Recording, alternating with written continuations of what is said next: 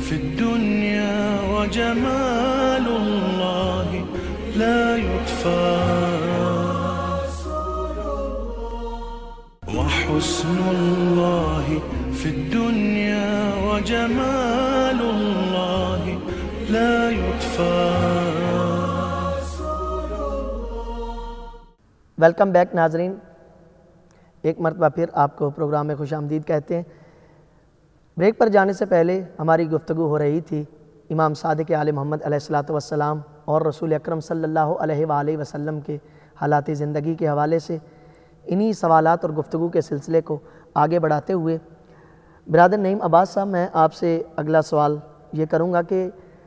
آسمانی کتب، قرآن مجید کے نزول سے پہلے آسمانی کتب اور صحیفے بھی ہمیں تاریخ میں ان کی مثالیں اور ہمیں ملتے ہیں کہ صحیفے بھی پہلے انبیاء پر اور کتابیں نازل ہوتی رہیں۔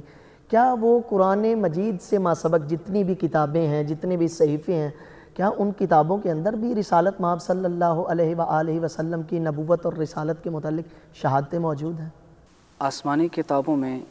پیغمبر اکرم صلی اللہ علیہ وآلہ وسلم کے بارے میں موجود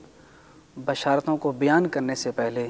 میں قرآن مجید کی ایک آیہ مجیدہ آپ کے سامنے تلاوت کرنا چاہتا ہوں کہ جہاں پر ہمیں یہ پیغام ملتا ہے کہ اذ قال عیسی ابن مریم یا بنی اسرائیل انی رسول اللہ علیکم، کہ جب عیسیٰ ابن مریم نے بنی اسرائیل کو خطاب کر کے کہا کہ اے بنی اسرائیل، میں اللہ کی جانب سے تم پر رسول ہوں، اور اس کے بعد اپنی دو ذمہ داریوں کو بیان کیا۔ ان میں سے پہلی ذمہ داری یہ بیان کی کہ مصدقا لما بین یدی من التوراۃ، کہ میری پہلی ذمہ داری تو یہ ہے کہ جو اس سے پہلے تورات نازل ہو چکی ہے اس کی تصدیق کروں، وَمُبَشِّرًا بِرَسُولٍ يَأْتِي مِن بَعْدِهِ اسْمُهُ احمد، سبحان اللہ۔ اور میری دوسری ڈیوٹی یہ ہے کہ اپنے بعد آنے والے ایک نبی جن کا نام احمد ہوگا ان کی بشارت بھی دوں۔ تو قرآن نے اس چیز کی طرف ہمیں اشارہ واضح الفاظ میں کر دیا۔ اب آتے ہیں ہم سابقہ کتب کی طرف، آسمانی کتابوں کی طرف۔ وہ تو واضح طور پر معلوم ہے کہ وہ اب تک اس اصلی حالت میں ہمارے پاس موجود نہیں ہیں، وہ تحریف شدہ کتابیں ہیں۔ لیکن پھر بھی اتنی تحریف کے باوجود بھی کیا آج بھی ہمیں کہیں کوئی ایسے نشانات ملتے ہیں کہ جو ہمیں اس بات کی طرف رہنمائی کر سکیں کہ ایک نبی بعد میں آئے گا کہ جس کا نام احمد ہوگا؟ تو اس کے لیے میں بیان کرنا چاہتا ہوں کہ دائرۃ المعارف البریطانیہ کے اندر یہ بات موجود ہے کہ جو مسیحیت کا قرن اول تھا اس کے اندر 25 اناجیل موجود تھی، سبحان اللہ، جن میں سے 4 اناجیل ایسی تھی کہ جن کو مقبولیت حاصل ہوئی اور جن کو بالاتفاق تمام مسیحیوں نے ان کو قبول فرمایا۔ اور وہ جو 4 اناجیل ہمیں ملتی ہیں کہ جو اس وقت موجود تھیں اور ان کو انہوں نے قبول فرمایا، ان میں سے سب سے پہلی جن کا نام آتا ہے وہ انجیل متی، دوسری ہے انجیل مرقس، تیسری ہے انجیل لوکا، اور چوتھی ہے انجیل یوحنا۔ یہ 4 اناجیل ہمیں ملتی ہیں، اور ان میں ہم جا بجا دیکھتے ہیں کہ تحریف کے باوجود بھی کہیں نہ کہیں ہمیں علامات نظر آتی ہیں کہ جہاں پیغمبر خاتم یعنی کہ نبی اکرم صلی اللہ علیہ وآلہ وسلم کی تشریف آوری کی وہاں پر بشارتیں موجود ہیں۔ بالخصوص انجیل یوحنا، اس کے 14 سے لے کر 17 تک ابواب کے اندر مسلسل نبی اکرم صلی اللہ علیہ وآلہ وسلم کی تشریف آوری کے بارے میں پیشن گوئیاں موجود ہیں۔ مثلا ایک باب نمبر 14 کے اندر سے ایک بشارت میں آپ کے سامنے جو ہے وہ پیش کرتا ہوں کہ باب نمبر 14 میں جو آیت نمبر 14 ہے وہاں پر حضرت عیسیٰ کی جانب سے یہ بات جو موجود ہے اور لکھی ہوئی ہے کہ میں اپنے باپ سے یہ درخواست کروں گا کہ وہ تمہارے لیے دوسرا مددگار بھیجے جو ابد تک ہمیشہ تمہارے ساتھ رہے۔ اب اس بشارت کے اندر دیکھیں کہ 2 پیغام ہمیں ملتے ہیں۔ ایک پیغام تو ہمیں یہ نظر آتا ہے کہ ایک دوسرا مددگار بعد میں آئے گا جو تمہیں تمہارے دین کے معاملے میں تمہاری ہیلپ کرے گا، مطلب آخری عیسیٰ نہیں، بعد میں ایک اور آئے گا، اور دوسرا یہ بتا دیا جو آئے گا اس کے بعد اور کسی نے نہیں آنا، سبحان اللہ، وہ ہمیشہ تمہارے ساتھ رہے گا، وہ ابد تک تمہارے ساتھ وہی رہے گا۔ آخری نبی ہوگا، یہ وہی نبی سردار ان کے خاتم النبیین، خاتم المرسلین ہونے کی یہ ایک پیشن گوئی ہمارے سامنے آتی ہے۔ سبحان اللہ، سبحان پھر اسی طرح جب ہم باب نمبر 17 میں جاتے ہیں تو وہاں پر بھی بہت ہی خوبصورت ہمیں پیغام ملتا ہے کہ وہاں پر بھی یہ ہمیں لکھا ہوا ملے گا کہ اللہ نے جو انبیاء اپنی طرف سے لوگوں کی ہدایت کے لیے بھیجے ان کی تعداد اس انجیل کے مطابق 1,44,000 تھی۔ 1,44,000 انبیاء اللہ نے بھیجے۔ پھر اس کے بعد فرمایا کہ انہوں نے الہام کے ساتھ لوگوں کے ساتھ گفتگو کی، الہام کے ذریعے لوگوں سے گفتگو کی، اور پھر اس کے بعد فرمایا مگر میرے بعد، اب یہ عیسیٰ خود بشارت دے رہے ہیں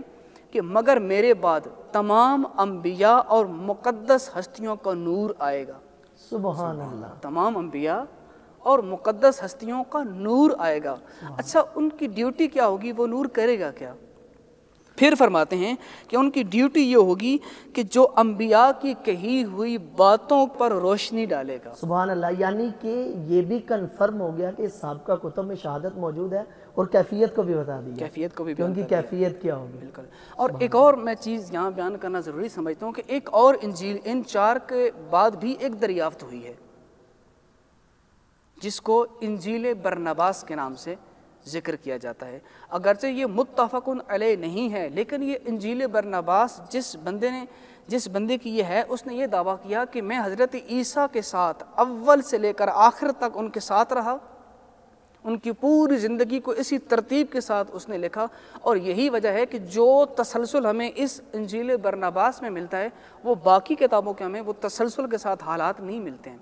اور اس کے اندر یہ وہ واحد ہمیں انجیل نظر آتی ہے کہ جس کے اندر خود لفظ محمد موجود ہے۔ سبحان اللہ، سبحان اللہ، کہ جب ہم انجیل برنباس کی فصل نمبر 220 اور آیت نمبر 20 کے اندر جاتے ہیں تو وہاں پر حضرت عیسیٰ اپنے اوپر لگنے والے الزام کا جواب دے رہے ہیں کہ تم نے مجھے اللہ کا بیٹا کہا نا۔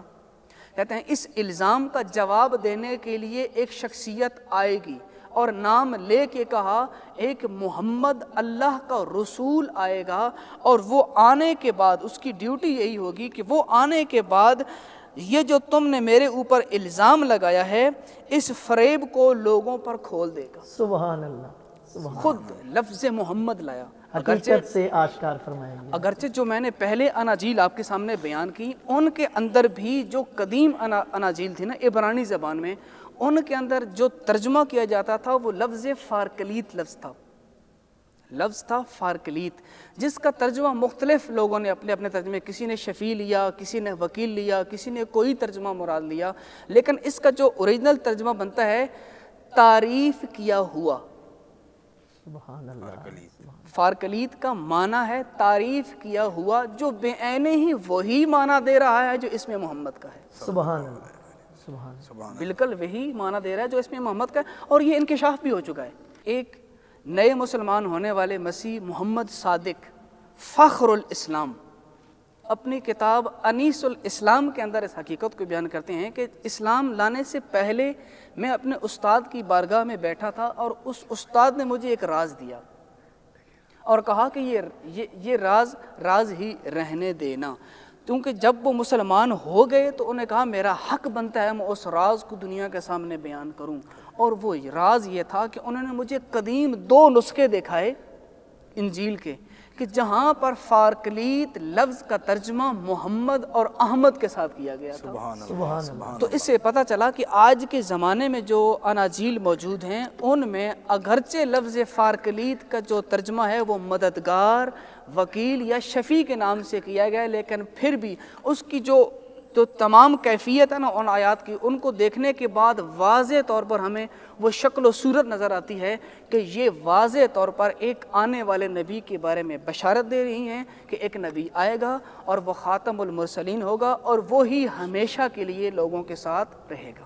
سبحان اللہ، وہی